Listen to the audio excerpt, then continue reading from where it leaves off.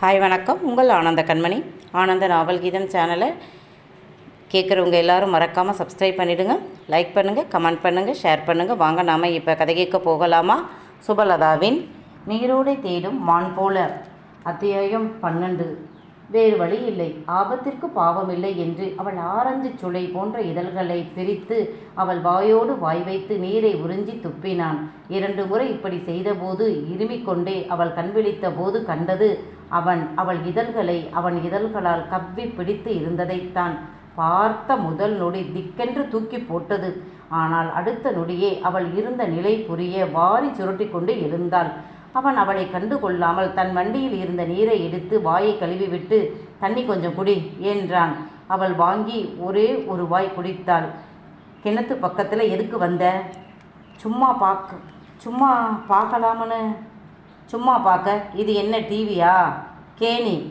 ஏதோ பெருசாக கிணத்துக்குள்ளே விழுந்த சத்தம் கேட்டுத்தான் வந்து பார்த்தேன். உன் செருப்பை பார்த்துத்தான் கண்டுபிடிச்சேன். ஆடு மாடு கூட தண்ணி தாகமாக இருந்தால் கூட கேணியை எட்டி பார்க்காது. அறிவு கட்டவ. ஏற்கனவே உன் அப்பாவுக்கு எங்கள் மேலே நம்பிக்கை இல்லை. அத்தை இறந்தது எங்கள் வீட்டு கிணத்தடியில் விழுந்துதான். இப்போ நீயும் எங்கள் கிணத்துல விழுந்தா என்ன ஆகும்? ஏற்கனவே உன் அப்பா உன்னை எங்கள் கண்ணில் கூட காட்டாமல் தான் இருந்தார். நீ கேணியில் விழுந்தது யாருக்கும் தெரியக்கூடாது, சரியா? வீட்டில் யார்கிட்டையும் சொல்லாத. அதுவும் தாத்தா பாட்டிக்கிட்ட சொல்லவே கூடாது, சரியா? உன் அப்பா கிட்ட மூச்சே விடக்கூடாது என்று வாயில் கை வைத்து அவளை மிரட்டியவன், வா வெயில்ல வா, ட்ரெஸ் காயட்டும் என்றவன் அவளை அழைத்து கொண்டு வெயிலில் சற்று தூரம் நடந்தான். மச்சான், என்னால் நடக்க முடியல, படபடப்பாக வருது என்றாள். இருக்கும் தானே, சாவின் விளிம்பை பார்த்து விட்டு வந்திருக்கிறாய் என்றவன், இந்த கல்லில் உட்காரு என்று உட்கார வைத்துவிட்டு போனவன் அடுத்த 1/4 மணி நேரத்தில் இளநீர், மாம்பழம், கொய்யாப்பழம் எல்லாம் கொண்டு வந்து கொடுத்து சாப்பிடு என்றான். அவளுக்கும் பசியாக இருக்க சாப்பிட்டவள், உங்களுக்கு என்று கேட்க, இதெல்லாம் வழக்கமாக நாங்கள் சாப்பிட்றது தானே, இப்போ வேண்டாம், நீ சாப்பிடு என்றான்.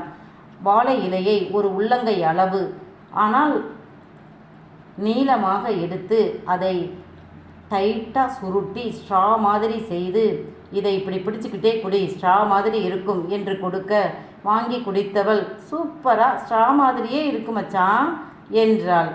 அவன் பதில் சொல்லவே இல்லை. எப்படி சொல்லுவான்? அவள் குடித்த இளநீர் அவள் தொண்டைக்குழிக்குள் இறங்கும் போது அந்த பச்சை நரம்பு அவனை சுண்டி இழுத்து, என்னை முத்தமிடேன் என்றது. பார்வையை அவள் தொண்டைக்குழியை விட்டு அவனால் அகற்றவே முடியலை. அவன் தவித்தான். பிறகு தன் புல்லட்டில் அவளை ஏற்றிக்கொண்டு தோட்டம் முழுவதும் சுற்றி காட்டினான். அந்த வெயிலுக்கும் அடித்த காற்றுக்கும் அவள் உடையும் தலைமுடியும் நன்றாக காய்ந்து விட்டது. சரி, கிளம்பலாம், எனக்கு 2 மணி நேரம் லேட். வரட்டும் அவன் என்று அவன் கருவிய நேரம் தன் வண்டியில் வந்து இறங்கிய சங்கர் அண்ணனை கண்டதும் செத்தேனே என்று உதறி போனான். 2 எட்டில் தம்பியை நெருங்கியவன் பலார் என்று விட்டான். ஒரு அறை தள்ளி போய் விழுந்தான் சங்கர். அச்சோ வேண்டாம் மச்சான், பாவம் சங்கர் மச்சான், வேணும்னு செய்யலை என்றாள். அவளை இழுத்து விலக்கிவிட்டு தம்பியை நெருங்கியவன், அறிவு இல்லை, ஒரு சின்ன பொண்ணை கூட்டி வந்தால் பொறுப்பாக பார்த்துக்கணும்னு தெரியாதா உனக்கு? பழகின மனுஷங்களே அசந்தா ஆபத்து வர்ற இடம். இவ சிட்டியில் வளர்ந்த பொண்ணு, என்ன தெரியும் அவளுக்கு? நான் மட்டும் 10 நிமிஷம் லேட்டாக வந்திருந்தா இவ இன்னைக்கு பொணமாக தான் நமக்கு கிடச்சிருப்பா என்றதும் பயந்து போன சங்கர், ஐயோ அண்ணா என்னாச்சு என்று கேட்க அவன் நடந்ததை சொன்னான். கேட்ட சங்கர் ஆடி போனான். ஐயோ, நான் எவ்வளவு பெரிய பாவத்தை செய்ய இருந்தேன். ஐயோ கடவுளே, அண்ணா என்னை மன்னிச்சுது, நான் வேணும்னு போகலை. பசங்க அவசரம், 10 நிமிஷத்தில் போயிடலாம் வாடான்னு சொன்னானுங்க. நானும் சும்மா மாமரத்தடி நிழலில் தானே இருக்கிறா, உடனே வந்துடலாம்னு போயிட்டேன். சாரி பவி, என்னை மன்னிச்சிரு. இல்லை மச்சான், நானும் பாம்பை பார்த்த பதட்டத்தில் தடுமாறி கிணத்துக்குள்ளே விழுந்துட்டேன் என்றாள். இங்கே உள்ளவங்களுக்கு பாம்பு ஒரு பிரச்சனை இல்லை, ஜாக்கிரதையாக தான் இருப்பாங்க. தோட்டம் துறவுல தான் பாம்பு இருக்கும். எப்பவும் ஒரு தடிக்கம்பு கையில் வச்சிருப்பாங்க. பாம்பு அடிக்கவா?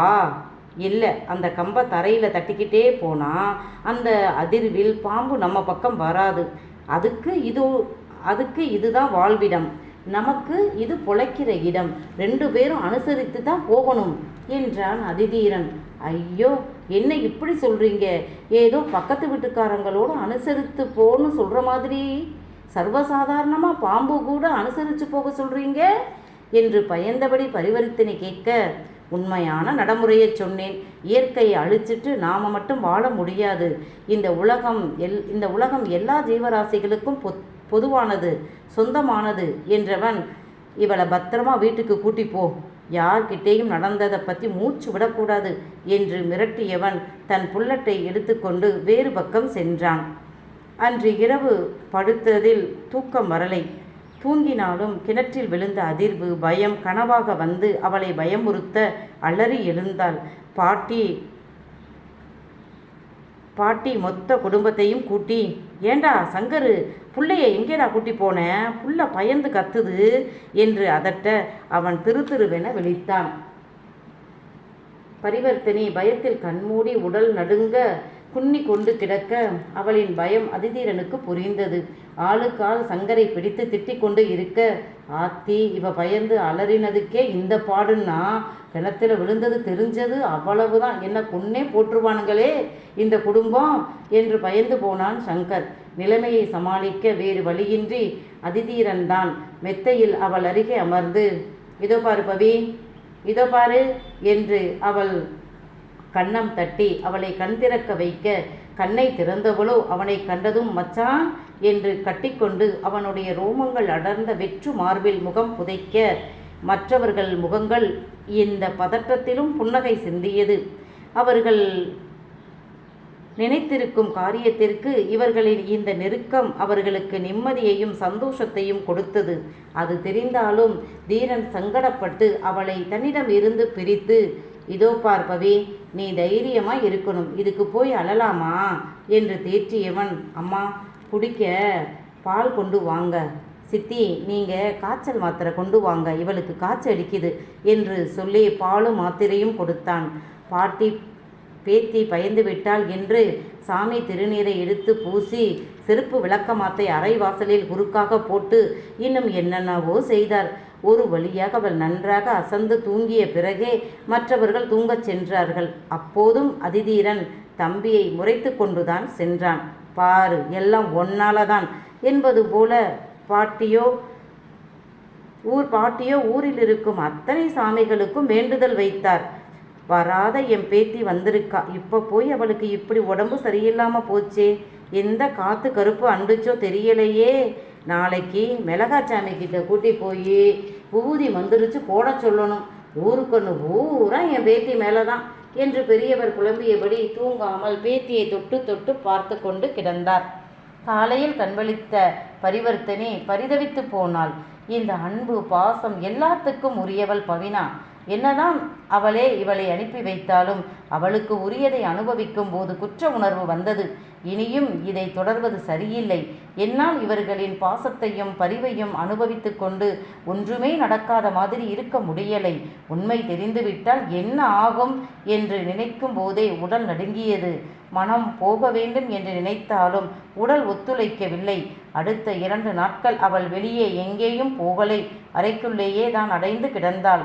மாலதியும் அவள் கணவனும் வந்து அவளை பார்த்து நலம் விசாரித்துவிட்டு பிள்ளைகளை தூக்கி சென்றபோது அத்தையை விட்டு வரமாட்டேன் என்று குழந்தைகள் பிடிவாதம் படிக்க கெஞ்சி கொஞ்சித்தான் அழைத்து சென்றார்கள். இவளுக்கும் பிள்ளைகளை விட மனம் இல்லை. ஆனால் இப்போ அவள் இருக்கும் உடல்நிலைக்கு மனநிலைக்கு சரியா வராது என்று தான் அனுப்பி வைத்தாள். அப்பா பவினாவிடம் புது தண்ணி என்பதால் ஒத்துக்கலை, அதனால் உடம்பு சரியில்லை என்று மட்டும்தான் சொன்னாள். என்னை எப்படி அன்பா பார்த்துக்கிறாங்க தெரியுமா? நீ மட்டும் இங்கே வந்திருந்தா உன்னை கொண்டாடுவாங்க. நீ தான் முட்டாள்தனமாக இங்கே வரமாட்டேன்னு சொல்லிட்ட. நான் அங்கே வரேன், நீ வந்து இவங்க கிட்ட உண்மையை சொல்லிட்டு இங்கே இருந்து இந்த சொந்தத்தை அனுபவி என்றாள். எனக்கு தெரியும் எப்போ அங்கே வரணும்னு. நீ பாட்டுக்கு சந்தோஷமாக இரு அங்கே. நீ தான் சின்ன வயசுலேயே நமக்கு தாத்தா பாட்டி பெரியப்பா சித்தப்பா மாமா அத்தை எல்லாம் இல்லையான்னு கேட்டு அம்மா கிட்ட திட்டு வாங்குவேன். நீ ஆசைப்பட்ட எல்லா உறவுகளும் அங்கே இருக்காங்க, அவங்க அன்பை அனுபவி என்றாள். இல்லை, இங்கே உள்ள எந்த உறவுகளுக்கும் எனக்கும் இங்கே உள்ள எந்த உறவுகளும் எனக்கு உரிமையானவங்க இல்லை. நீ உன் சொந்தங்களை எனக்காக விட்டு கொடுக்கலாம். ஆனால் அவங்களுக்கு உண்மை தெரிந்தால் என்னை எப்படி தப்பானவளா நினைப்பாங்க? இங்கே வரும்போது கூட யாரோ 3வது மனிதர்கள், அவர்கள் என்னை தப்பாக நினைச்சா என்ன என்று தான் நான் வந்தேன். ஆனால் இவர்கள் கூட பழகிய பிறகு நான் செய்வது தப்புன்னு எனக்கு புரியுது. குற்ற உணர்வில் தவிக்கிறேன் என்றாள். பவினா அதை கண்டுகொள்ளவே இல்லை. பவித்ரன் இன்னும் 1 வாரத்தில் யூரோப் போய்விடுவான். அவன் 2வது தங்கைக்கு திருமணம் நிச்சயமாகி விட்டது. இனி அவங்க லைன் கிளியர். அதற்காகத்தான் பாட்டி வீட்டிற்கு போக அவள் விரும்பலை. பவித்ரன் இங்கே இருக்கும் நாட்கள் அவர்களுக்கு கோல்டன் பீரியட். எனவே தினமும் தங்கள் காதலை வளர்த்தார்கள். ஊர் திருவிழாவிற்கு காப்பு கட்டி விட்டார்கள். 7 நாள் திருவிழா. ஊரே களை கட்டியது. வீட்டிலும் ஏக பரபரப்பு. 2 வீட்டையும் சுத்தப்படுத்த ஆட்கள் வந்தார்கள். வந்தவர்கள் அனைவரும் இவளை பார்த்து, விமலா மகளா? அப்படியே அப்பா மாதிரியெல்லாம் இருக்கிறா அந்த மனுஷன். அப்போ இந்த சுற்று வட்டாரத்தில் படித்த அழகான கவர்மெண்ட் வேலை பார்த்த ஆள் இல்லையா? அதனால தானே நீ நானும் பொண்ணு கொடுக்க போட்டி போட்டாங்க. ஒரு வழியாக விமலா கட்டிக்கிட்டா. என்ன பண்ணுறது, வச்சு வாழ அவளுக்கு விதி இல்லை. அனாதை. அவளுக்கு அடித்தது லக்கி ப்ரைஸு. ஒன்றுமே வேண்டாமனு தாலியை கட்டி பிள்ளையை தூக்கிக்கிட்டு போயிட்டாரே மனுஷன் என்று வந்த பெண்கள் கதையாய் பேசி கொண்டார்கள். விசாலி குடும்பத்துடன் முதல் நாள் திருவிழாவிற்கே வந்துவிட்டாள். முன்பு இங்கே ஒரே வீட்டில்தான் இருந்தார்கள். அப்பத்தான் சொந்தக்காரர் ஒருத்தர், ஒரே வீட்டில் பெண்ணையும் பிள்ளையையும் வச்சிருந்தா பயலுக, ஒரே வீட்டில் வளர்ந்தவங்க நாங்கள், கூட பிறந்த மாதிரி வளர்ந்துட்டோம், கட்டிக்க முடியாதுன்னு சொல்லிடுவானுங்க. எப்பவுமே தூரத்து பச்சை தான் கண்ணுக்கு குளுமை என்றார்கள்.